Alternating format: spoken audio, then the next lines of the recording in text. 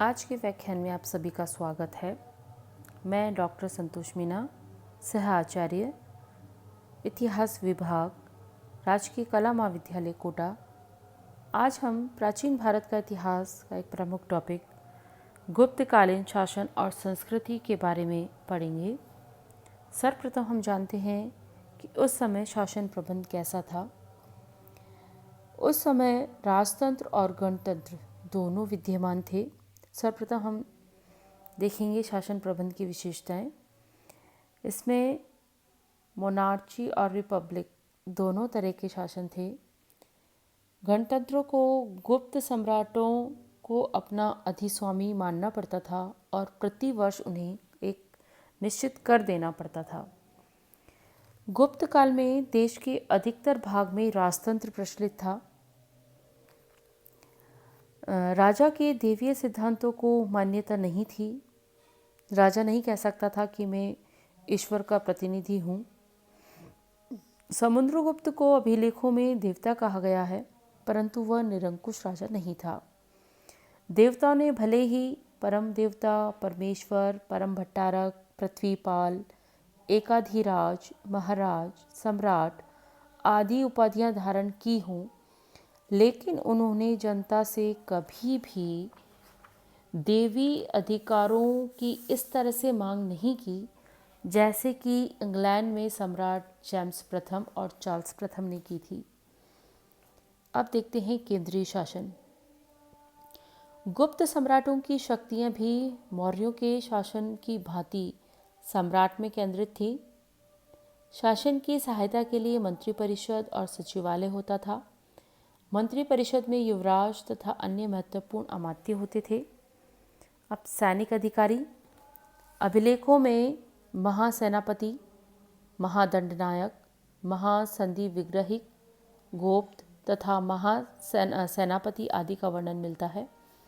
सम्राट के बाद सेना में सबसे ऊंचा पद महासेनापतियों का ही था और सबसे नीचे महादंडनायक था।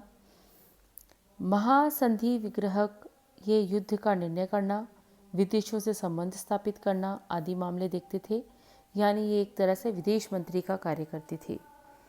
अब है रण भंडागारिक।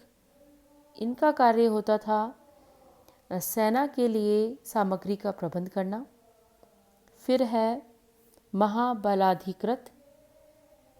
इनका कार्य होता था सेना, छावनी और व्यूह रचना की निगरानी करना, यानी ये एक सैनिक अधिकारी होते थे। अब है नागरिक अधिकारी। प्रमुख नागरिक अधिकारी राजपुरुष, आज्ञा संचारिक, काचुकी, महाप्रतिहार, राजपुत्र, महासामंत, राजनायक आदि। काचुकी और महाप्रतिहार जो होते थे वो राजा के रनिवास का इंचार्ज उनके पास होता था। रनिवास यानी रानियों का वास या अंतःपुर भी इसे बोलते हैं। अब है राजस्व या पुलिस अधिकारी। कोषाध्यक्ष को भांडागाराधिकृत कहा जाता था। महाक्षपटलिक राज्य के सब आदेशों का रिकॉर्ड रखता था। अमात्य सरकारी आमदनी और खर्चे का हिसाब रखता था। शालिकी जो है वो भूमि कर इकट्ठा करते थे। गोप ये ग्रामों के अधिकारी होते थे। गौल्मिक जो है जंगल से जो आमदनी होती थी उसे इकट्ठा करते थे। इसके अलावा दंडपाशिक और दांडिक जो पुलिस अधिकारी होते थे वो होते थे। मौर्य काल में जो कार्य धर्म महामात्र करते थे वही कार्य गुप्त काल में विनय स्थिति स्थापकों द्वारा किया जाता था। अब है प्रांतीय शासन। गुप्त साम्राज्य में प्रांतों को देश या राष्ट्र या भुक्ति कहा जाता था। राष्ट्र के अधिकारी जो हैं वो युवराज, कुमारामात्य कहलाते थे। उनके अधीन महासेनापति होता था, महादंडनायक होते थे और उपकरिक रहते थे। फिर है जिले का शासन। भुक्तियों को विषयों या जिलों में बांटा गया था। जिले या विषयों के जो अध्यक्ष होते थे उसे जिलाधिकारी या विषयपति कहा जाता था। भंडागाराधिकृत यानी कोषाध्यक्ष, ध्रुवाधिकरणिक यानी भूमि कर का अधिकारी, चौरोदरणिक यानी खुफिया पुलिस का इंचार्ज, दंडनायक यानी जिले की सेना का अधिकारी, दंडपाशिक यानी पुलिस कर्मचारी जैसे सिपाही होते हैं, अक्षपटल यानी रिकॉर्ड ऑफिसर जो रिकॉर्ड रखता है, कि अधिकारी को जो है वो महाशपटालिक कहा जाता था। अब है नगर और ग्रामों का शासन कैसा था। ग्राम और नगर शासन के अधिकारी को पुरपाल कहा जाता था। पंचायतों को पंचमंडली कहा जाता था। ग्रामों के मुख्य अधिकारी को ग्रामिक कहा जाता था। अब है राजस्व के साधन। राज्य की आय का मुख्य साधन भूमिकर था, जिसे भूमिकर या उद्रक भी कहा जाता है। यह भूमि की उपज का 18% से लेकर 25% तक वसूल किया जाता था। राज्य की आय का दूसरा साधन था चुंगी। गुप्त काल में इसे भोग कर भी कहा जाता था। अब है भाषा और साहित्य। गुप्त काल में संस्कृत जो है वो राजभाषा हो गई थी। अब इसके जो प्रमुख विद्वान हुए हैं उनके बारे में हम जानेंगे। सर्वप्रथम है भास। इन्होंने 13 नाटकों की रचना की थी, जिसमें सबसे प्रसिद्ध है प्रतिज्ञा, योगंधरायण, स्वप्न वासवदत्त, चारुदत्त, ये प्रमुख हैं। इनके अन्य नाटकों में है मध्यम, व्यायोग, दूतवाक्य, बालचरित्र, प्रतिभा, अभिषेक, अधिमारक, दूत घटोत्कच, कर्णभार, ऊरुभंग और पंचरात्र। फिर है कालिदास। विक्रमादित्य के नवरत्नों में से एक थे और इनकी प्रसिद्ध रचनाएं आपको मैं पिछले व्याख्यान में भी बता चुकी हूँ। मालविका अग्निमित्र, शकुंतला, कुमार संभव, मेघदूत, ऋतु संहार और विक्रमोर्वशीयम। अब है शूद्रक। नाटक इन्होंने लिखा है मृच्छकटिकम और इस नाटक में चारुदत्त और वसंत सेना की कहानी का वर्णन किया गया है। फिर है विशाखदत्त। इन्होंने मुद्रा राक्षस लिखा है। चंद्रगुप्त मौर्य और चाणक्य से संबंधित नाटक देवी चंद्रगुप्तम। इसमें शक कुषाणों द्वारा पश्चिमी भारत पर जब आक्रमण हुआ तो उसका वर्णन किया गया है। फिर है हरिसेन।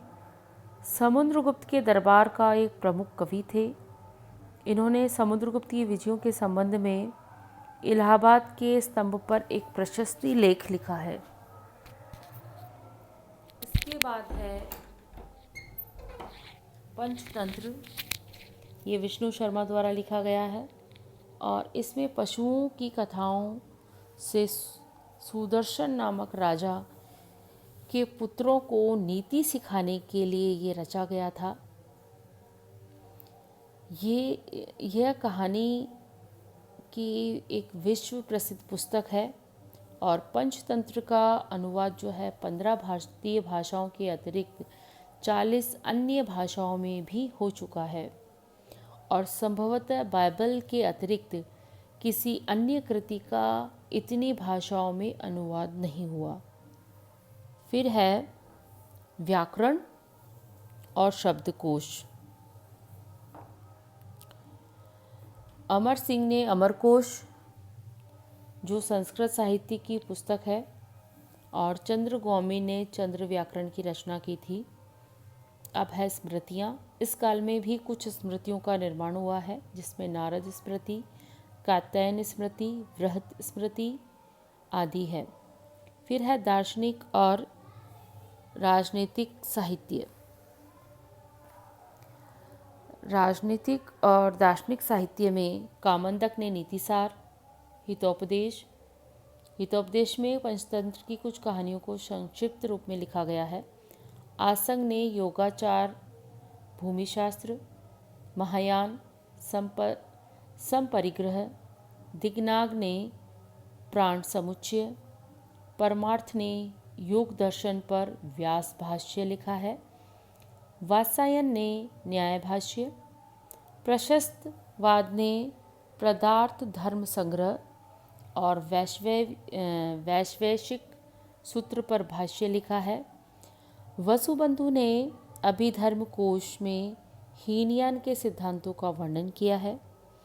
इसके बाद हम देखते हैं कि नक्षत्र विद्या, ज्योतिष, गणित की उन्नति में क्या क्या उन्नति हुई। इसमें हम आर्यभट्ट द्वारा जो दशमलव पद्धति का आविष्कार किया गया है उसके बारे में पढ़ेंगे। आर्यभट्ट ने आर्यभट्टियम नामक एक ग्रंथ लिखा है। आर्यभट्ट ने सर्वप्रथम ये बताया कि सूर्य नहीं घूमता है बल्कि पृथ्वी ही अपने व्यास के चारों ओर घूमती है। उसमें दिन रात के छोटे और बड़े होने का कारण भी बताया और उनको पूरी तरह से नापने के लिए एक सूत्र भी निकाला था। उसने भिन्न भिन्न नक्षत्रों को ग्रहों की गति के विषय में भी पता लगाया था। उन्होंने यह भी पता लगाया कि वर्ष में जो है वो 365.2586805 दिन होते हैं और आजकल ये माना जाता है कि वर्ष में 365.256360804 दिन होते हैं। तो इस प्रकार से आप देख सकते हैं कि उन्होंने कितनी सही गणना उस समय कर ली थी। आर्यभट्ट ने अंकगणित, ज्यामिति, बीजगणित और त्रिकोणमिति की भी नई खोजें की हैं। में भी उन्होंने पाई की बिल्कुल सही कीमत 3.1416 निकाली थी। इस युग में एक अन्य महत्वपूर्ण आविष्कार हुआ था दशमलव पद्धति का, जिसको आजकल सारे संसार में माना जाता है। इस नई पद्धति को वराहमिहिर ने 550 ईस्वी में प्रयुक्त किया था और आर्यभट्ट ने 499 में इसका हवाला आर्यभट्टियम में दे दिया था। वर्गमूल और धनमूल निकालने के जिस तरीके का इन्होंने प्रयोग किया है वो भी आर्यभट्ट ने ही किया है। अब है लाट देव और वराहमिहिर, श्री शंख, पांडुरंग स्वामी और लाट देव, ये आर्यभट्ट के शिष्य थे। वराहमिहिर ने ज्योतिष शास्त्र को 3 भागों में विभक्त किया है। पहला है तंत्र, दूसरा हीरो और तीसरा संहिता। तंत्र में गणित और ज्योतिष है, हीरो में जन्मपत्री है और संहिता में फलित ज्योतिष का उल्लेख है। अब है वराहमिहिर। वराहमिहिर का नक्षत्र विद्या पर सबसे महत्वपूर्ण ग्रंथ है पंच सिद्धांतिका। इन्होंने नक्षत्र विद्या संबंधी 5 सिद्धांतों का उल्लेख किया है, जो इस प्रकार है: पितामह, रोमक, पॉलिस, वाशिष्ठ और सूर्य। वराहमिहिर के ग्रंथ में प्रमुख है पंच सिद्धांतिका, वृहत जातक, वृहत संहिता और लघु जातक। इनका अनुवाद जो है अलबरूनी ने अरबी भाषा में भी किया है। वराहमिहिर की ज्योतिष की एक महत्वपूर्ण ग्रंथ है वृहत संहिता और ज्योतिष की अन्य बुकों में है भृंगु संहिता, पाराशरी, नंदो ग्रंथ, मीनराज जातक और षट पंचाशिका और इनके लेखक हैं पृथ्वीशयस हैं। इस युग में कामशास्त्र पर भी वात्सायन ने लिखा है, जिसे कामसूत्र, मल्लनाभ ने कामसूत्र लिखा है, वात्सायन ने कामशास्त्र लिखा है और 13वीं शताब्दी में श्री यशोधर ने जय मंगल कामसूत्र को आसान बनाने के लिए लिखी है। वाग्भट ने अष्टांग संग्रह नामक ग्रंथ भी लिखा है, जिसमें चरक संहिता और सुश्रुत संहिता का संक्षेप में वर्णन किया गया है। अब है पुराण। पुराण यानी पुराना विवरण। प्राचीन परिभाषा के अनुसार पुराण 5 बातों से संबंधित है: सर्ग, प्रतिसर्ग, वंश, मनंतर और वंशानुचरित्र। पुराणों की संख्या 18 है और विष्णु पुराण जो है वो सबसे पुराना है। पुराणों के अतिरिक्त कुछ उपपुराण भी हैं जिनकी संख्या 18 है। इनमें धर्मोत्तर उपपुराण जो है वो सबसे प्रसिद्ध है। अब है औषधीय विज्ञान। वाग्भट ने अष्टांग संग्रह लिखा, जो सुश्रुत संहिता की तरह गद्य और पद्य दोनों में मिला है। अष्टांग हृदय संहिता केवल पद्य में है। इसके लेखक वाग्भट थे, जो वृद्ध वाग्भट से भिन्न है। नवनीतकम एक महत्वपूर्ण औषधि ग्रंथ है। पशु चिकित्सा में पाल काव्य और हस्ती आयुर्वेद नामक एक महान ग्रंथ लिखा गया। शालिहोत्र होश ऋषि ने अश्वशास्त्र लिखा है। रसायन शास्त्र और धातु विज्ञान की अनुपम उन्नति। इसमें रसायन शास्त्र का सबसे प्रसिद्ध पंडित नागार्जुन हुआ था उस समय। इन्होंने अनेक प्रकार के धातुओं और पारे को फूंक कर भस्म तैयार की थी, जिसका प्रयोग रोगों के निदान के लिए किया जाता था और यह आज भी प्रचलित है। अब है महरौली का लौह स्तंभ। यह 24 फीट ऊंचा है और 6.5